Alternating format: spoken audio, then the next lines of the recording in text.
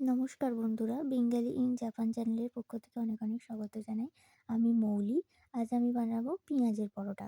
এখানে পেঁয়াজ বেশি ছিল না, তাই গাজর দিয়েছি। এখানে পেঁয়াজ কুচি, গাজরকে গ্রেট করা, আর কাঁচা লঙ্কা কুচি, আর জিরে, লঙ্কা গুঁড়ো, নুন আর জিরে গুঁড়ো দিয়ে ভালো করে মিশিয়ে নিয়ে এবার ময়দাটিকে মেখে নিচ্ছি। আপনারা ময়দার বদলে আটাও দিতে পারেন, সমস্যা নেই। ময়দাটিকে মেখে নিয়ে এবার লেচি কেটে গোল গোল করে নিয়েছি। এবার এটিকে পুর করব।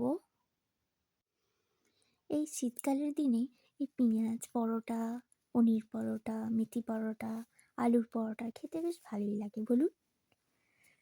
এবার পুর করে নিচ্ছি, ভেতরে দিয়ে বেলে নেব। এগুলো বেলতে একটু সমস্যা হয়, তেল দিয়ে বেলতে সমস্যা হয়, তাই আমি সামান্য ময়দা দিয়ে বেলে নিই।